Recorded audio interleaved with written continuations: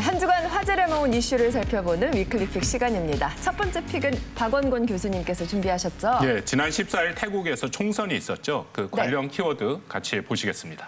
태국 총선과 관련된 첫 번째 키워드인가 봅니다. 살펴볼게요. 피타 림자른 랏. 태국의 개혁 정당의 그 전진당 대표의 이름이네요. 그렇습니다. 이번 태국 총선에는 그 태국민들에게 인기가 큰 탁신 전 총리의 막내딸이 출마를 해서 총리 후보가 될 가능성이 높지 않을까, 총리가 될 가능성이 높지 않을까 그런 예상들이 있었는데, 맞아요. 하지만 전진당의 그 피타 림자른 닷이 결국은 돌풍을 일으켰습니다. 문자 그대로 선거 이변이었습니다. 지지자들의 환호성에 등장한 사람, 바로 이번 총선에 승리한 전진당 대표 피타입니다. 환호가 엄청납니다.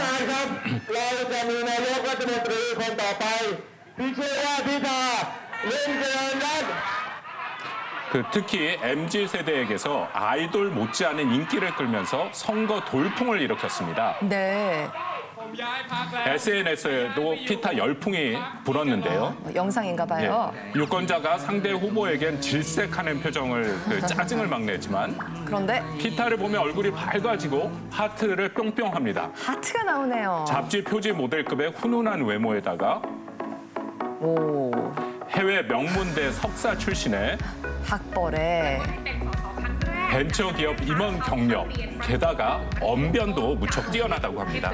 화려한 배경이네요. nourishing experience it allows me to shape me into who I am today. 계엄령이 내려진 지난 2019년 야당 의원이었던 그는 군부와 왕실에 맞서며 개혁의 아이콘으로 부상했습니다. 무려 그가 이끈 전진당이 수도 방콕 지역구를 완전히 석권한 것이죠. And also find the right optimum solution for constitutional monarchy.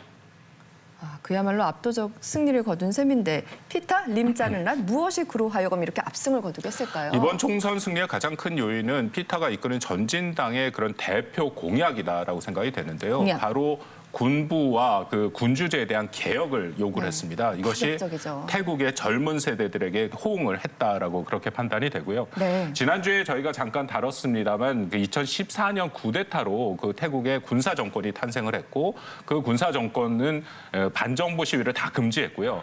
또 군부는 왕실 모독죄를 악용해서 군부 독재에 반대하는 수많은 활동가들을 체포했습니다. 그렇습니다. 심지어는 최근에도 그 15세 소녀가 집회에 참여했다라는 이유만으로 왕실 모독죄로 몰아서 무려 50일간이나 그런 구금을 했던 그런 상황도 있었고요. 미성년자를. 예, 그렇다 보니까 민주화를 열망하는 이 젊은 세대들이 이 전진당 개혁 의지에 호응한 것이다. 그렇게 볼 수 있습니다. 그렇군요. 의원 내각제에서 제1당 이제 전진당이 된 피타가 그렇다면 새로운 총리가 되는 건가요? 그거는 좀 쉽지 않아 보입니다. 왜죠? 네, 현재 그 태국 헌법상의 상원을 군부가 장악을 하고 있다 보니까는요. 연정을 통해서 하원에서 과반 의석을 확보를 해야 하는 상황이고요.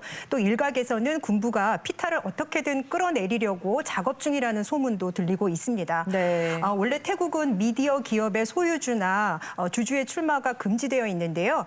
피타가 소유했던 미디어 기업의 지분을 문제 삼아서 이 출마 자격 자체를 무효화하려고 한다는 것이죠. 네. 물론 이제 피타는 과거의 일일 뿐 문제될 것이 없다는 그런 입장입니다. 참 이렇게 투표를 통해서 국민들의 선택을 받았어도 총리가 되는 길이 쉬워 보이지 않습니다. 계속해서 두 번째 픽도 살펴보겠습니다. 박정훈 기자님 준비하셨죠? 네, 오늘 제가 선택한 픽 키워드로 먼저 공개하겠습니다. 네.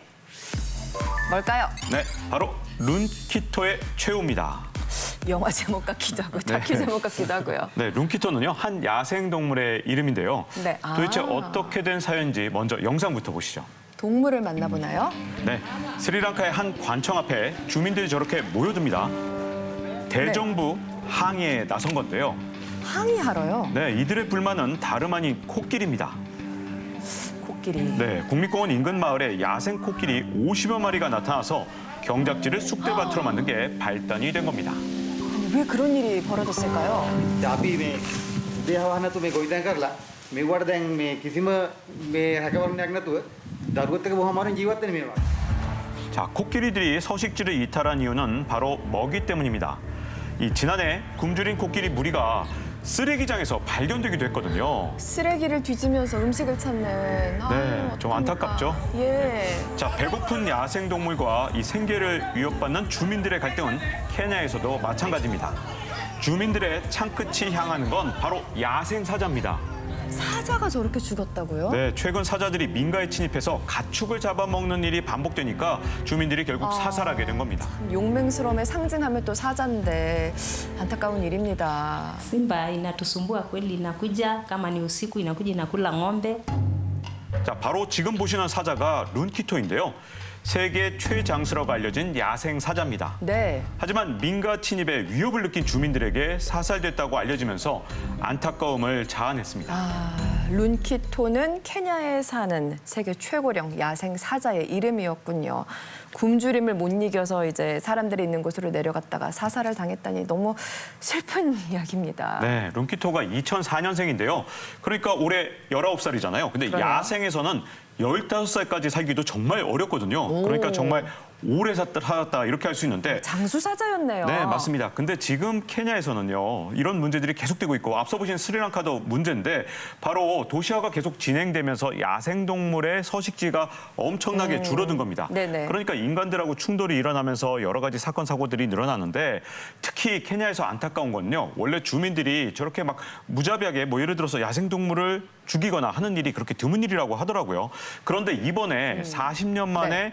워낙 최악의 가뭄이 겹치면서 많은 곳이 사막화되고 마실 물도 부족해진 그런 상황에서 키우던 가축이 수십 마리가 막 폐사하니까 생기니까 여기에 사자까지 나타나서 가축을 잡아먹으니까 주민들이 그만 참지 못하고 사살까지 하게 된 겁니다. 주민들은 재산도 지켜야 하고 안전도 지켜야 하니까요. 참 기후변화가 사람과 동물 모두에게 비극을 가져오는데 싶습니다. 오늘 위클리픽 세 번째 픽까지 있어요. 어떤 건가요? 네, 요새 워낙 집값도 비싸고 월세도 비싸다 보니까 특히 학생들은 주머니가 가벼우니까 더욱더 방을 구하는 게 힘들 텐데요. 자, 미국에서는 최근에 바로 이런 일도 있었다고 합니다. 이번엔 미국 소식인가 봅니다. 네, 뭘까요? 그래서 키워드가요. 캠퍼스 캠핑입니다. 캠핑이라는 단어는 전 좋은 단어라고 생각을 하는데요. 낭만적으로 보일 수도 있지만 사실은 그러니까요. 이게 캘리포니아주의 일부 대학가에서 이 캠퍼스 캠핑족이 살고 있다고 하는데요. 영상부터 보시죠. 왜 학교에 캠핑족이 있죠? 네, 미국 캘리포니아주 산타크루즈에 있는 UCSC 대학인데요. 네. 캠퍼스 내 공원에 줄지어 들어선 거. 자, 잘 보시면 바로 캠핑카들이 저렇게 있는 겁니다. 우와, 여기가 지금 대학교 캠퍼스. 보시다시피 캠퍼스 내에 있는 공원에 트레일러들이 들어서 있습니다. 안정적인 주거 공간이 없는 학생들을 위해 대학에서 운영하고 있는 곳입니다. 학교에서 운영하는군요. 네, 학교에서 캠핑카 42대를 재학생들의 거주 공간으로 임대를 해주고 있는데요. 네. 자, 궁금해요. 네, 과연 내부는 어떤 모습일지 궁금하실 테니까 한번 네. 들어가 봐야겠죠? 어서 보여주시죠. 네, 침대도 있고 또 그리고 간단한 조리 시설도 저렇게 갖추고 있습니다. 그러네요. 우와, 다양하죠? 냉장고도 네. 있고 샤워 시설도 있고 네. 혼자서 쓸 수 있고 나쁘지 않아 보이는데요. Monthly for your I don't know exactly, but it's around 800, and that should include utilities. These campers aren't as insulated as a normal established like building would be, so it gets really cold, and there's like bugs that get in. Some people have problems with rats. 캠핑이라고 하셔서 왜 우리는 차박이라는 단어도 있고 낭만적일 수도 있겠다 생각했는데 그런데 보니까 집이 아니니까 얼마나 불편할까 싶습니다. 네, 글쎄 말입니다. 이 1980년대부터요. 워낙 이 집을 구하기 어려웠던 학생들이 자동차에서 살기 시작하니까 이 학생들이 네. 점점 늘어나니까 2016년에 대학이 아예 트레일러를 구입을 해서 임대를 시작한 겁니다. 마치 기숙사처럼. 네, 그런데 이 트레일러 입주 경쟁이 지금 치열하다고 하는데 그래요? 대학교 근처 임대료가 굉장히 비싸졌기 때문이거든요. 네. 통신원이 직접 조사를 해보니까 대학교 근처에는 이 한 달에 월세가 $3,000, 우리 돈으로 400만 원을 넘는 수준이니까 심각하네요. 네. 이게 또 미국 월 평균 임대료의 약 1.6배나 된다고 하니까 대학생들한테는 정말 힘든 금액이라고 할 수 있겠죠. 학생들 너무 힘들겠어요. 네, 이렇게 너무 비싼 집세 때문에 이제 이런 것도 있다고 합니다. 바로 침대 하나만 빌려주는 시설인데요. 네. 부엌, 욕실과 같은 시설은 공용으로 이용을 하고요. 아하. 개인 공간은 저 벙커형 침대 하나인데요. 저 침대에서 한 달을 지내는데 $1,200, 그러니까 우리 돈으로 약 160만 원이라고 합니다. 침대 하나에. 네, 그런데 아무래도 저렴한 집 구하기가 워낙에 힘들다 보니까 울며 겨자 먹기로 이곳에서 지내는 대학생들도 많다고 합니다. 아이고 참 대학교 가도 참 힘든 일이 많습니다. 이렇게 저 대학 주변이 유독 월세가 비싼 이유가 있나요? 일단 산타크루즈는 캘리포니아 경제 주축인 실리콘밸리가 인근에 있고요. 또 네. 주변에 유명 대학들도 많기 때문에 일단 그 지리적 특성이 좋으니까 그만큼 사람들이 많이 모이게 되는 상황이 있고요. 위치가 좋군요. 예, 또 하나는 급격한 기후 변화도 하나의 요인이라 알려져 있는데요. 기후 변화. 고온 건조한 날씨로 인해서 대형 산불이 연례 행사처럼 일어난다는 것이죠. 그 통신원이 방문한 지역 같은 경우에도 2020년 대형 산불 때문에 주택 900채가 소실되었다라고도 합니다. 예. 그 결과 산타크루즈 주택 중간값이 45.5% 상승했는데 이것은 캘리포니아에서 가장 높은 그런 상승률이다라고 알려져 있습니다. 참 산불과 같은 기후 변화가 학생들 또 교육마저 위협하는 것 같아서 참 씁쓸하다라는 생각이 들었습니다.